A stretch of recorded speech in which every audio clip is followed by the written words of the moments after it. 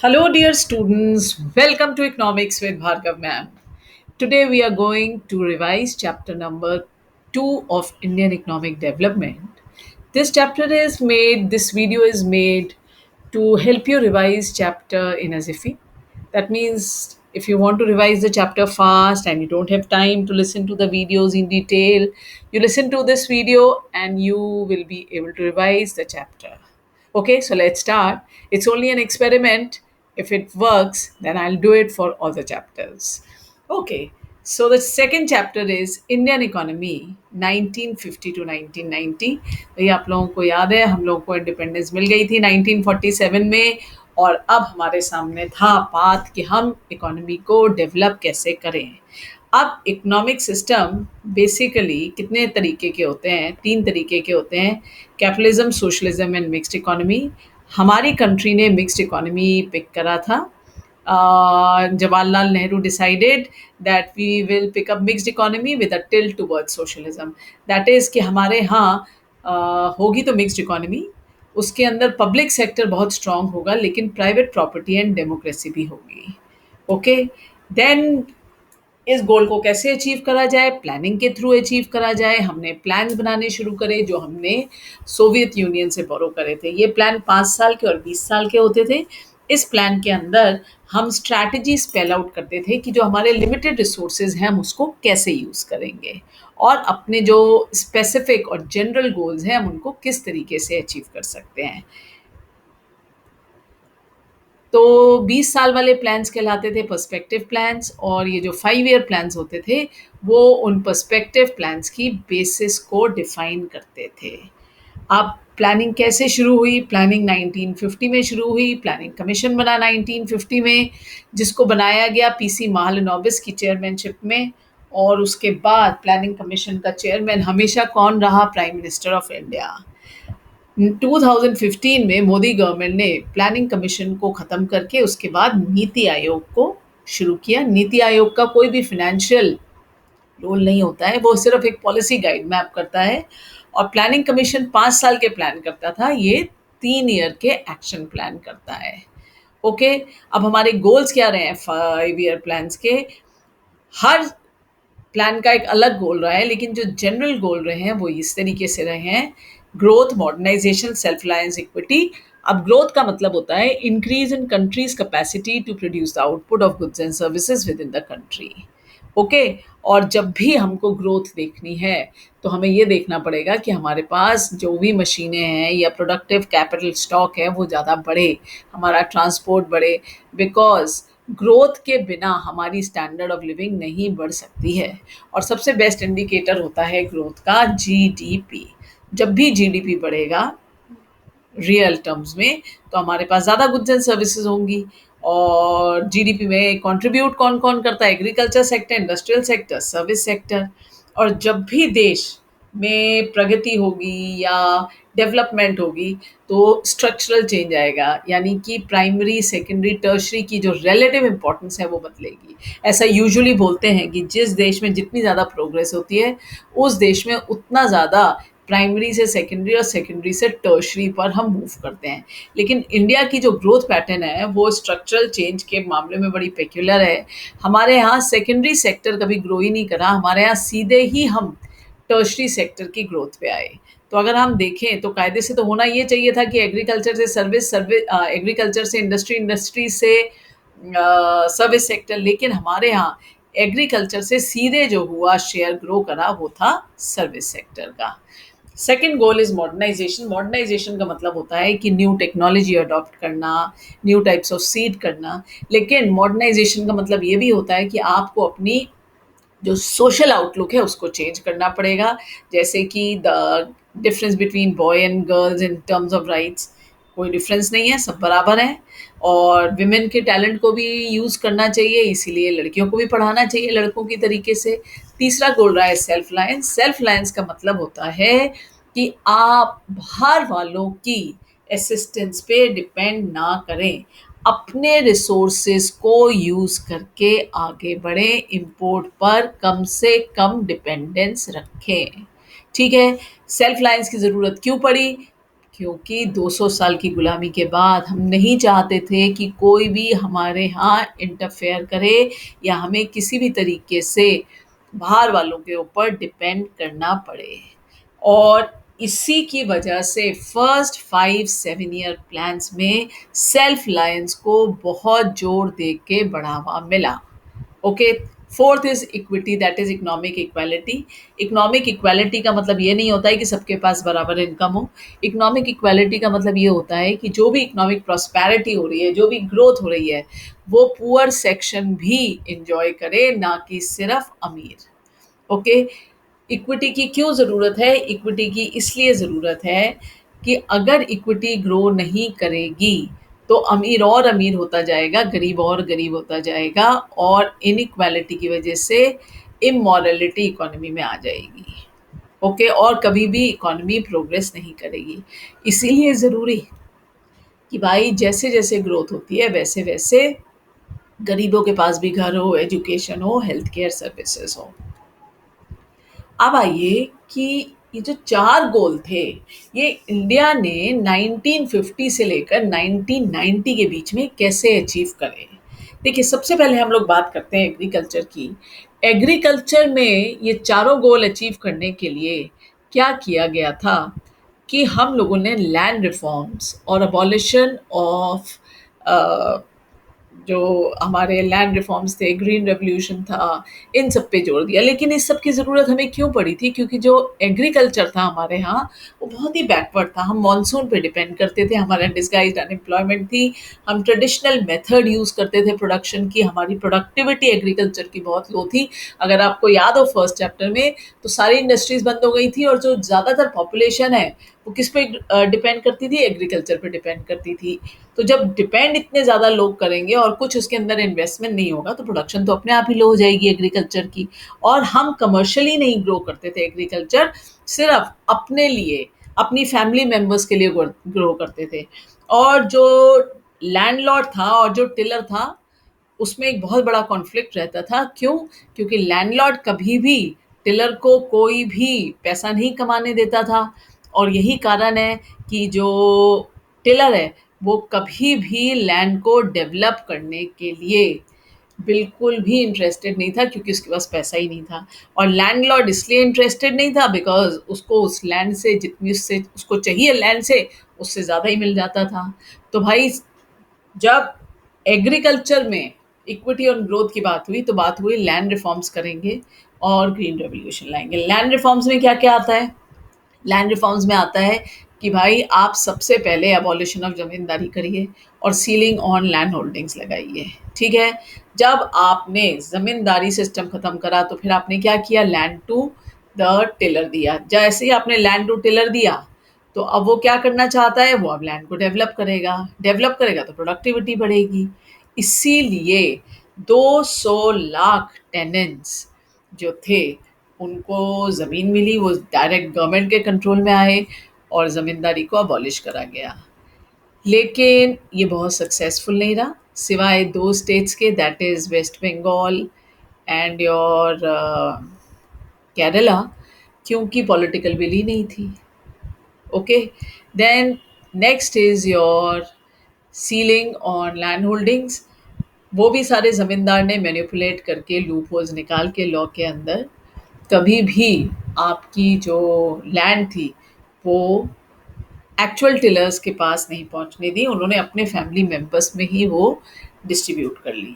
फिर आइए green revolution. Green revolution का मतलब होता है कि increase in production of food grains. और कैसे? By using miracle seeds, that is HYV seeds. और ये पर्टिकुलरली वीट और राइस पर बहुत ज़बरदस्त तरीके से आया था। जो ग्रीन रेवोल्यूशन है उसके एसेंशियल्स होते हैं कुछ, और वो 5 होते हैं। कौन कौन से होते हैं? अच्छे सीड्स, अच्छे फर्टिलाइजर्स, अच्छे पेस्टिसाइड्स, अच्छी आपकी regular water supply and your machines, tractor वगैरह से। तो ये ग्रीन रेवोल्यूशन की ज़रूरत क्यों आई थी भाई? क्योंकि 75% पॉपुलेशन से ज़्यादा उसके ऊपर डिपेंड करते थे, और मैंने अभी अभी आपको बताया कि प्रोडक्शन बहुत कम थी। और जब ज़्यादा पॉपुलेशन उसके ऊपर ग्रो करेगी, तो जब तक हम कोई मेजर स्टेप्स नहीं लेंगे तब तक वो एग्रीकल्चर कभी दिखाएगा ही नहीं। आप अगर आप मानसून पे डिपेंड करते रहेंगे, अगर आप वही 5,000 साल पुराने तरीके यूज़ करेंगे तो आपका देश कभी डेवलप ही नहीं कर पाएगा। तो जो ग्रीन रेवोल्यूशन था वो 2 फेजेज़ में आया। सबसे पहले आया मिड 1960 टू 1970, और जो दूसरा फेज़ था वो था मिड 1970 से लेकर 1980 तक। जो फर्स्ट फेज़ आया उसके अंदर पंजाब, आंध्र प्रदेश, तमिलनाडु में सबसे ज़्यादा बेटरमेंट हुआ, और व्हीट जो ग्रोइंग एरिया थे उनको सबसे ज़्यादा बेनिफिट हुआ।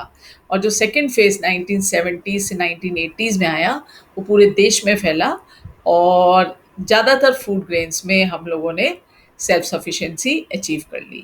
अब ग्रीन रेवोल्यूशन के बहुत सारे फ़ायदे रहे कि हमारे पास मार्केटेबल सरप्लस आ गया। मार्केटेबल सरप्लस का मतलब क्या होता है कि भाई जो आपने किसान ने खा लिया, उसके बाद जो बचा उसने मार्केट में बेच दिया। इससे गरीबों को बहुत फ़ायदा हो गया। क्या फ़ायदा हो गया कि सप्लाई ऑफ फूड ग्रेन्स बढ़ने से decrease in price of food grains हो गया। गवर्नमेंट ने बफर स्टॉक्स बनाने शुरू कर दिए जिससे कि जब भी आपके यहाँ फैमिन्स आए, फ्लड्स आए, तो वो खाना यूज़ हो पाए, and then we became self sufficient in food grains. अब ग्रीन रेवोल्यूशन में कुछ गड़बड़ भी थी, रिस्क भी बहुत ज़्यादा इन्वॉल्व था। क्या रिस्क इन्वॉल्व था कि ग्रीन रेवोल्यूशन की जो टेक्नोलॉजी थी वो बहुत ज़्यादा महंगी थी। तो the difference between rich and poor farmers was growing. Why? Because only the rich farmers could use it and not the poor farmers. Okay, so what was happening? Big farmers were reaping the benefits and poor farmers were just at loss. और फिर दूसरी बात ये थी कि इतनी ज़्यादा productivity होती थी कि पेस्ट अटैक का बहुत ज़्यादा डर होता था। तो फिर अब इसके लिए फिर क्या करना था? इसके लिए गवर्नमेंट ने बहुत बड़ा बीड़ा उठाया।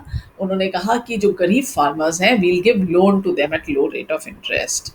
ओके, हम गरीबों को, जितने भी गरीब फार्मर्स हैं उनको सब्सिडाइज रेट पर फर्टिलाइजर्स, पेस्टिसाइड्स वगैरह देंगे।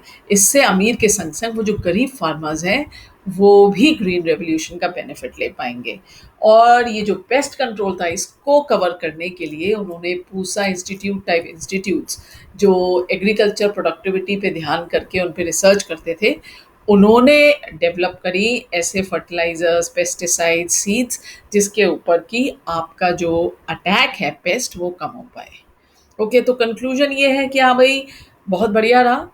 जो स्मॉल फार्मर हैं और जो रिच फार्मर हैं उनका गैप कम हुआ, और स्मॉल फार्मर्स भी बेनिफिट ले पाए सब्सिडीज़ के थ्रू। क्योंकि सब्सिडीज़ क्या होती हैं? एक तरीके से फिनेंशियल हेल्प होती हैं जो फार्मर्स को मिलती है जिससे कि वो सस्ते रेट्स पे अपनी इनपुट खरीद पाएँ। लेकिन इस सब्सिडीज़ को लेके भी बहुत ज़्यादा आर्ग्यूमेंट रहा है कि भाई इसका फ़ायदा हुआ है, नुकसान हुआ है। अब देख लेते हैं इसके फ़ायदे क्या-क्या रहे हैं और नुकसान क्या-क्या रहे हैं। तो आइए सबसे पहले देखिए नुकसान क्या-क्या रहे हैं। नुकसान ये रहे हैं कि सब्सिडीज़ से डेफ़िनेटली फार्मर्स को बहुत बेनिफिट हुआ है, लेकिन गवर्नमेंट के ऊपर बहुत ज़्यादा फ़ाइनेंशियल बर्डन हो गया है। जो टैक्स पेयर है, उसके ऊपर बहुत ज़्यादा फ़ाइनेंशियल बर्डन आ गया। दूसरी बात जो प्रॉब्लमैटिक रही है कि भई सब्सिडीज़ दिए तो गरीबों के लिए जा रहे थे, लेकिन उसका बेनिफिट कौन उठा रहा था?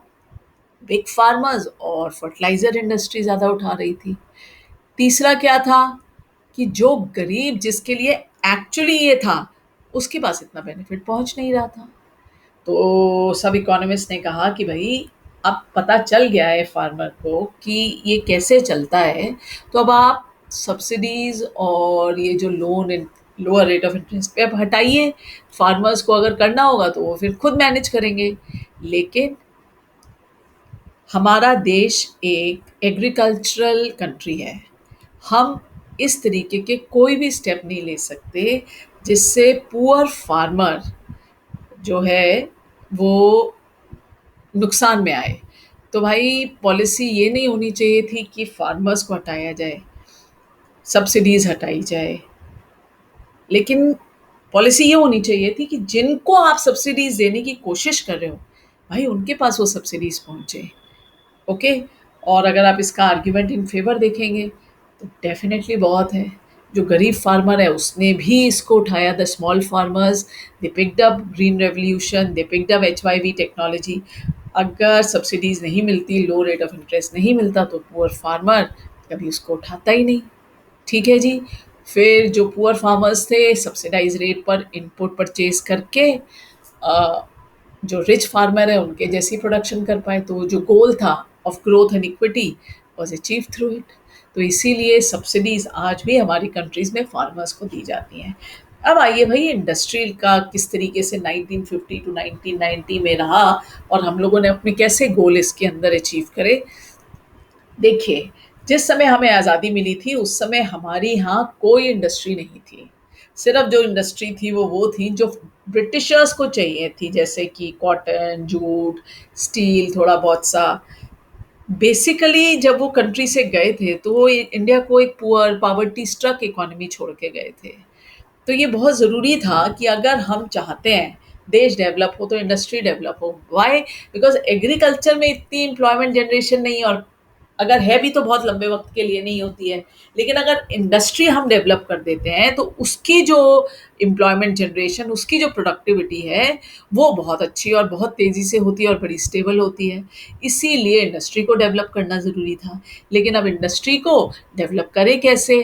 क्यों? क्योंकि जो प्राइवेट लोग हैं उनके पास तो पैसा ही नहीं था इंडस्ट्रियलिस्ट के पास, और उससे भी ज़्यादा एक कंट्री में डिमांड नहीं थी। तो अगर कोई प्राइवेट बंदा लगाना भी चाहता है इंडस्ट्री तो कहता मैं बेचूंगा किसको? तो भाई फिर किसके ऊपर जिम्मेवारी आ गई?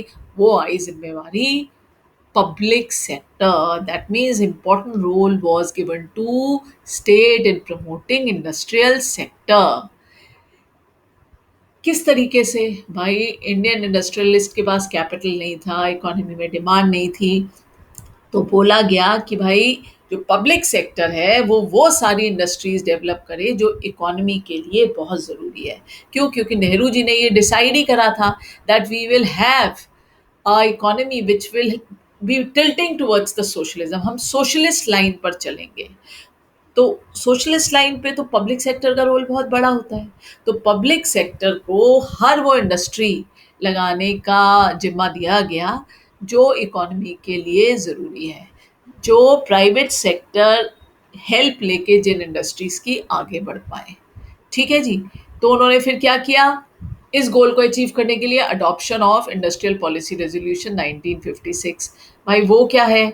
इट वाज कि जो इकोनॉमी इंडस्ट्रीज थी they were divided in three industrial sectors. अब सबसे पहली कैटेगरी थी जो प्रोमिनेंटली और सिर्फ पब्लिक सेक्टर्स के लिए थी, और वो कौन सी थी सेक्ट?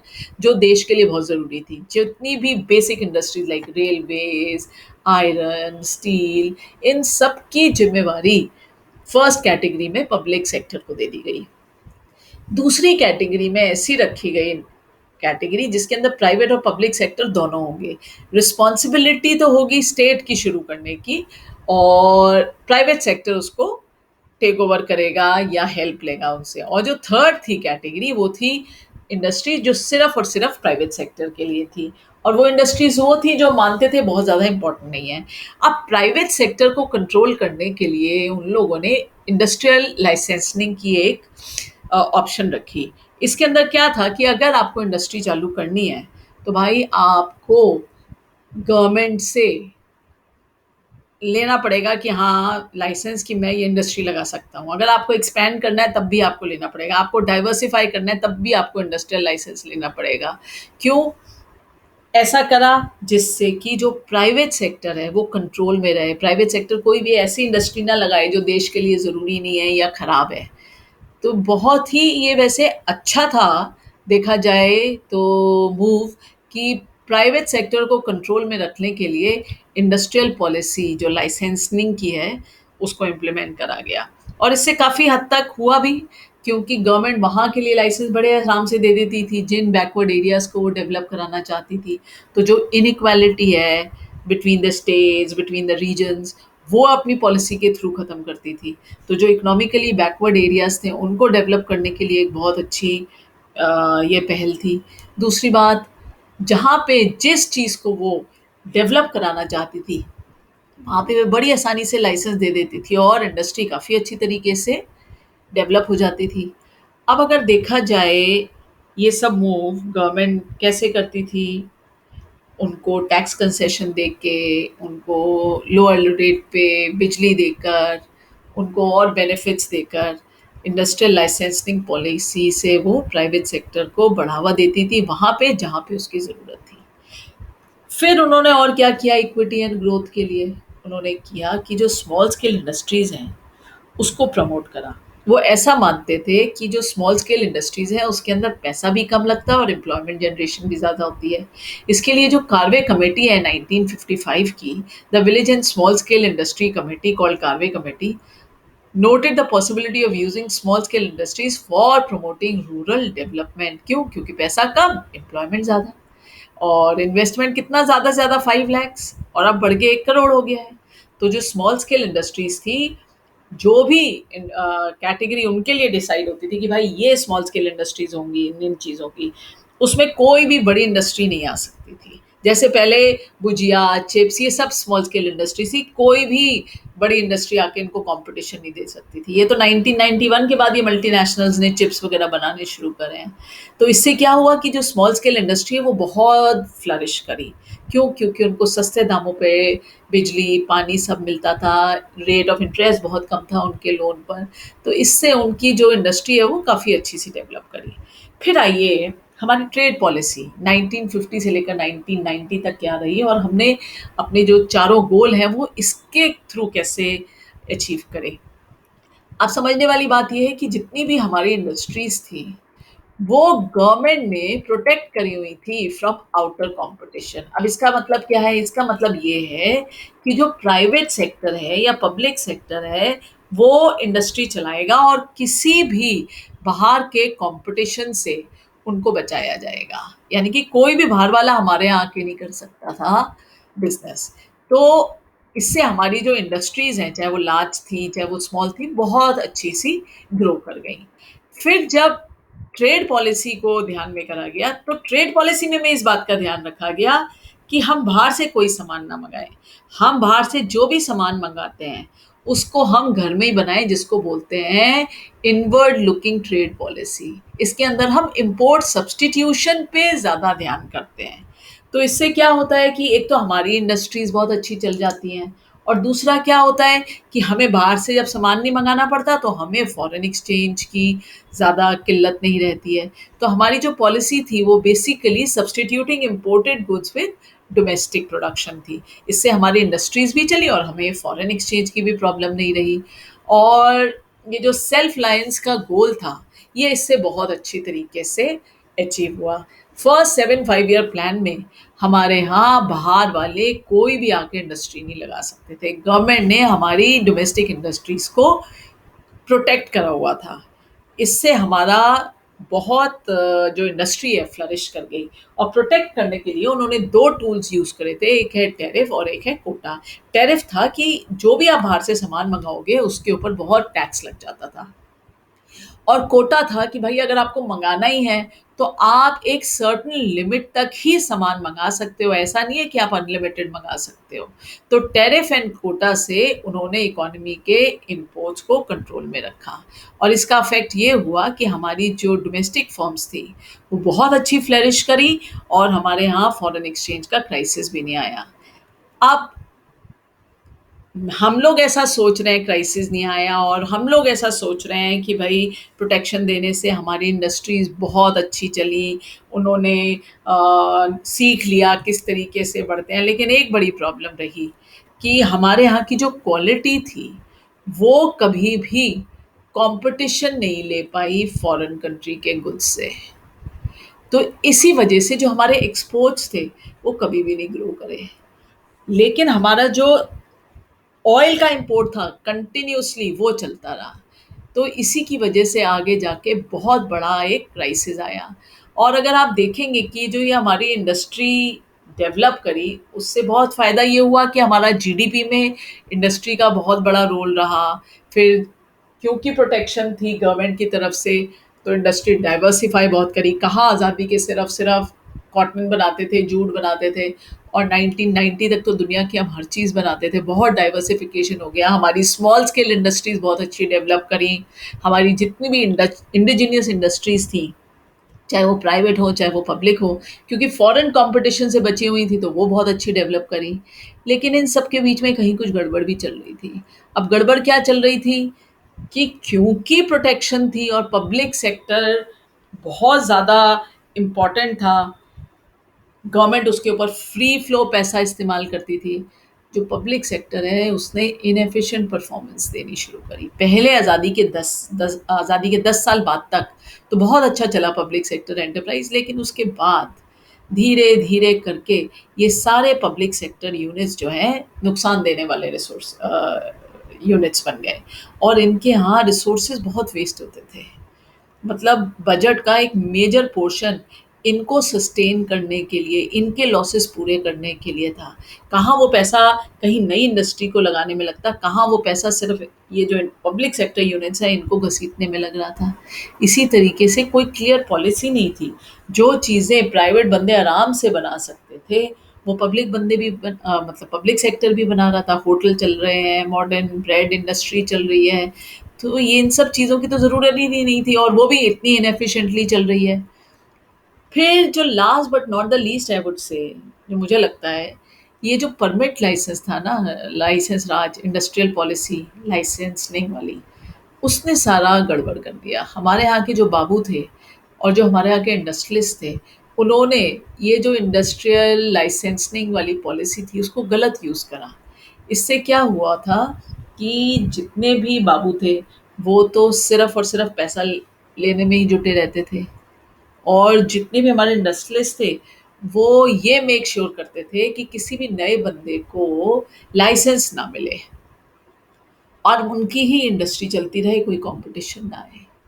इन सब का रिज़ल्ट ये हुआ कि जो हमारी इंडस्ट्रीज़ हैं, वो बहुत इनएफ़िशिएंट, वो बहुत ही ज़्यादा as compared to foreign industries कमज़ोर। इस सबको जो नुकसान भुगतना पड़ा इस सब का, वो था हमारा कंज़्यूमर। कंज़्यूमर को पुअर क्वालिटी सामान, लेस चॉइस, एक्सपेंसिव गुड्स मिलते थे। तो अगर देखा जाए तो ये सारी जितनी भी हमारी इंडस्ट्रियल पॉलिसी रही है, उसकी वजह से ना हमारे यहाँ क्वालिटी, ना हमारे यहाँ क्वांटिटी, किसी चीज़ पर ध्यान नहीं करा गया और यही कारण है कि कोई भी हमारे यहाँ के एक्सपोर्ट्स कभी भी डेवलप नहीं हो पाए और हम अपनी इंडस्ट्रीज़ को भी इतनी डाइवर्सिफ़ाई नहीं कर पाए जितने फ़ॉरेनर्स ने करा। इंडिया डेफ़िनेटली सेल्फ सफिशिएंट हुई फूड प्रोडक्शन में, इंडिया ने डेफ़िनेटली अपना इंडस्ट्रियल बेस बहुत करा, इंडिया ने डेफ़िनेटली देखा ज़मींदारी सिस्टम ख़त्म हुआ, लेकिन वो रिज़ल्ट नहीं आए जो अगर आ जाते तो इंडिया बहुत आगे बढ़ जाती। Okay, so I hope this chapter you have revised in a jiffy and this will benefit you a lot.